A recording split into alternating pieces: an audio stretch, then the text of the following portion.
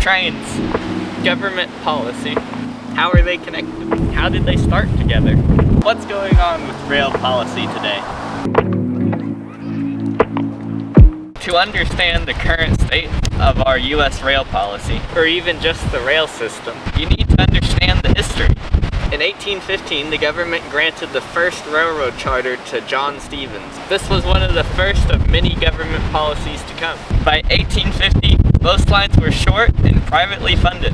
In 1862 and 64, the Pacific Railway Act provided land grants for a transcontinental railroad. These acts also created the Union Pacific and Central Pacific Rail Companies. Then the Northern Pacific Railroad was established in 1864. It expanded the U.S. rail network north. By the 1880s, the government created the ICC. The ICC regulated railroads and tried to ensure fair practices. In 1971, Amtrak was created to manage passenger rail. Meanwhile, the Staggers Rail Act of 1980 reduced regulations. All this led to mergers and a failed cash grab, Conrail. Now for the new stuff. In 2005, the Passenger Rail Investment and Improvement Act gave funding to intercity rail. This aimed to make rail travel more competitive. The 2010 Consolidated Appropriations Act required the Federal Railroad Administration to create a comprehensive national rail plan. Their plan aimed at making rail more sustainable, safer, and competitive. As more policies roll out, we'll see how things change. I hope that change is for the continued use of rail, but not everyone agrees. The biggest opponent to rail policies are highway policies, such as a bipartisan infrastructure law, which is giving, and will continue giving, billions to interstate highway improvements and development. But it's not all up to the federal government. Private companies are the ones who control most of our interstate rail. The federal government has only taken full control of the rail system during World War I. States and localities do play a bigger role with intercity and city connection trains. Many local trains, or the trains that connect two cities, are funded and or operated by the locality that they're in. The modern U.S. rail system is a mix of private and public groups who loosely hold hands. But it's important to keep in mind that government railroad policy has been shaped by many government leaders and groups.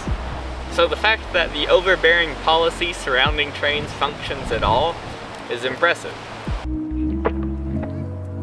So if the feds seemingly aren't interested in expanding rail, and if most states just focus on getting you from your house to the grocery store via rail, then what's happening right now and what can we do to make a change? Well, the feds have given their most popular route millions, particularly the Boston to DC route. And new private companies have sprung up right here in Texas, like Texas Central with their high-speed rail. And California has proposed a high-speed rail line of its own. While that's great for a rail-centered future, we still need to connect states. And we can do that through incentives, strong ones.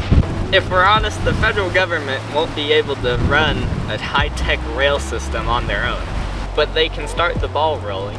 They did it once in 1962, and could do it again if we, the potential rail users, show enough interest in an interstate high-speed rail network. Wouldn't it be nice to avoid busy airports? Or get to Dallas in just half the time it would take driving without having to do any of that driving? I think so. And if you do too, you can support high-speed rail being built in Texas by going to texascentral.com and seeing how you can get involved, as well as supporting them and creating a high-speed rail in Texas. I've been Gavin, and thank you for watching. It's extraordinarily windy. I come to you live from a field in Joshua Springs. I think Riley texted me.